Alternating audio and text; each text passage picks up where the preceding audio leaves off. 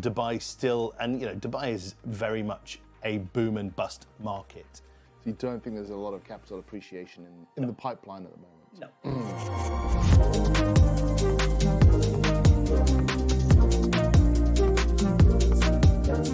Hello and welcome to the Two Fat Brokers. I'm Ben from Abu Dhabi. I'm Barney from Dubai. And today we're going to be talking about a little bit of an open goal, but we're going to try and go into a little bit. You're shouting. Would you buy? I'm shouting. You're I'm shouting. trying to project. The microphone's there. Would you buy now? Now, because we're both real estate agents, neither of us is going to say, no, I wouldn't buy now.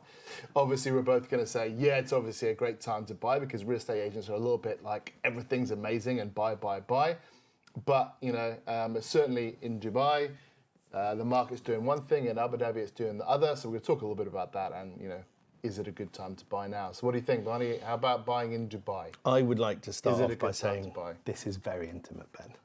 We have never been this close before in my life. Why are you touching me? Sorry, no, you don't like that. Would I buy? Yes, I mean, of course I would buy. Where I would buy and what are my buying motivators? That's Why would you buy though? Because in Dubai, market's gone up a lot. Market's gone up a lot. It's expensive now. I mean, expensive compared to what? I mean, that's the Compared that's to the how thing. it was before. Well, yes, it is, but all things being equal and a good, strong market, prices go up. Would I have bought if I know now what I know now, what I knew then, or knew then what I know now? I would have bought a lot more. But Dubai still, and Dubai is very much a boom and bust market. But if you follow the trends, the boom's not over. The booms are higher and the busts are lower.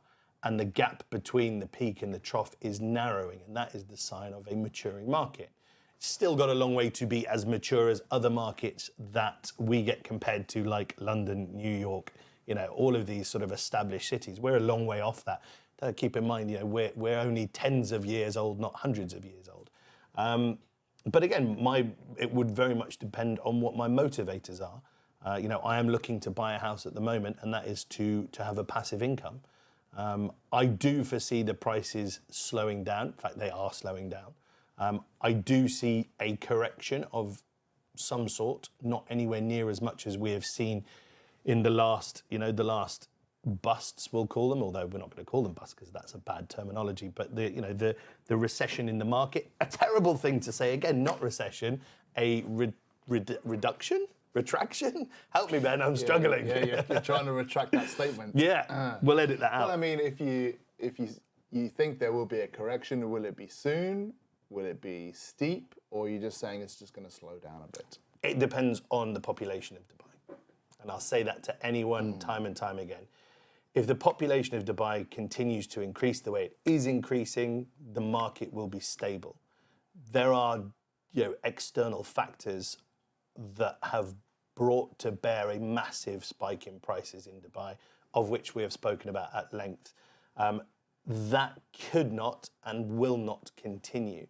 However, those external factors have also brought the fact that Dubai is now a much more globally appreciated city, and people are moving here in their droves. And as long as the population keeps going up, the prices will be stable. They may go up and down a little bit more. Or stable, you mean flat, or you're talking about stable appreciation?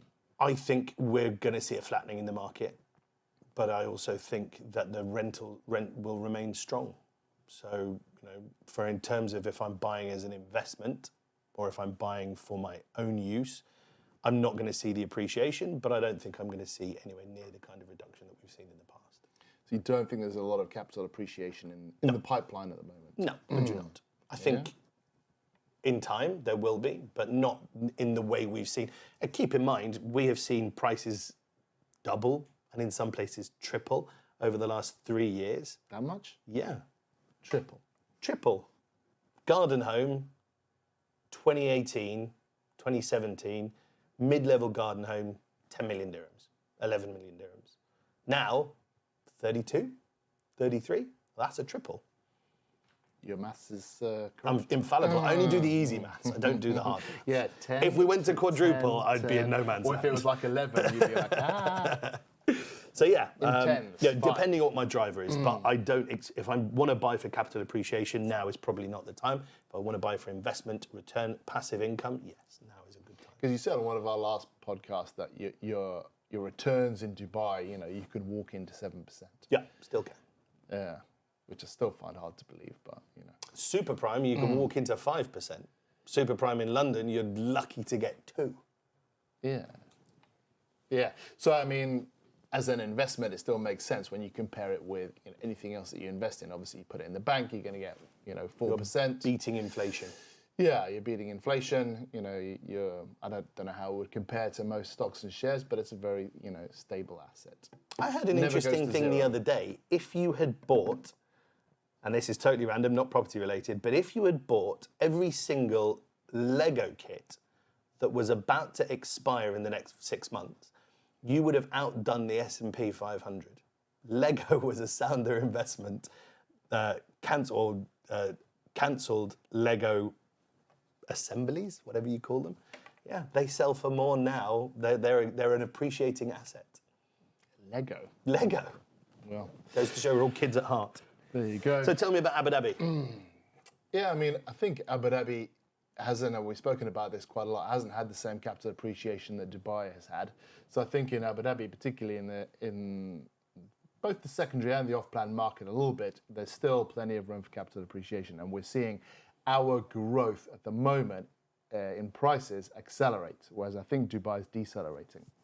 So I think it was CBRE brought out a report a couple of days ago now. I haven't seen the full report because I haven't published it, but it was in the papers. That Dubai, I think year on year, I think it was apartments up 4%, villas up 10% or something like that. So still like very strong. And Abu Dhabi smaller, but increasing as opposed to what Dubai is decreasing. Palm in terms on the of whole, growth. or because villas, palms, penthouses, studios, one beds. Palms. Palm. You Apartments. said the palm. Oh, did I? Yeah, I meant yeah. to say apartments. Oh, sorry. Apartments and villas. Yeah. So I think Abu Dhabi is because we're slow and steady, as we always say. Our capital appreciation is, I think it's gathering pace at the moment. Why? We're What are seeing the it in drivers? secondary market. I mean, always population. So would you buy? I mean, that's kind of the question. Yeah, I mean, well, we started at the top of this with like, yeah, of course we're going to buy because we're real estate agents, and it's kind of a boring answer. We are, aren't we? But why? What's the argument behind it? That's the more important thing. And Abu Dhabi's working hard to increase its population. Dubai's had that massive population spike. Dubai's still got a lot of units to be delivered. I think 10,000 were delivered in the first quarter of this year, but that's is being soaked up by the market. Abu Dhabi doesn't deliver nearly that many units. And the government's working on, population. And I think the economy is supposed to grow 3.7% this year, which is pretty healthy, all things considered. So, yeah, we're going to see rent appreciation and capital appreciation. A lot of the as well. population spike in Abu Dhabi has been based on government workers, right? Historically, but they're trying to move away from that now. So by encouraging private enterprise. So Abu Dhabi in the past never needed private enterprise because it's basically getting all its money from oil. But the shock in 2015 in particular, 2009 as well, has made Abu Dhabi kind of reevaluate that and say actually if we want to grow our economy, we can't just grow it through government spending. We need to grow it through private enterprise. So trying to encourage private enterprise, having more free zones, more free zone drivers, that kind of stuff. They're working on it in that way. Opening up the visas, 100% company ownership, whereas yeah. before it didn't used to be. That's all of So why would UAE, someone choose Abu Dhabi over Dubai to set up their company? I mean, lifestyle's different. So, Very. Yeah, I mean, a lot of people complaining about Dubai congestion and stuff like that, That doesn't, not saying doesn't exist in Abu Dhabi, but, nothing similar. I get infuriated with Dubai congestion, and that is a 15-minute journey rather than what could be a 10-minute journey. And then you go to places like London, which is a place we understand very well, and people are like, they're commuting for an hour and a half. And I'm annoyed because it's taking me 15 or 20 minutes to get somewhere where it used to take me half that time, but it's still no time at all. Spoilt, Benji, we are spoilt. Yeah, I mean, it's changes. But anyway, so Abu Dhabi can compete in terms of lifestyle. Rents are lower, generally speaking. You can get very well-paid jobs there in government and also now in finance and in our Marriott Island, which is our version of the DIFC.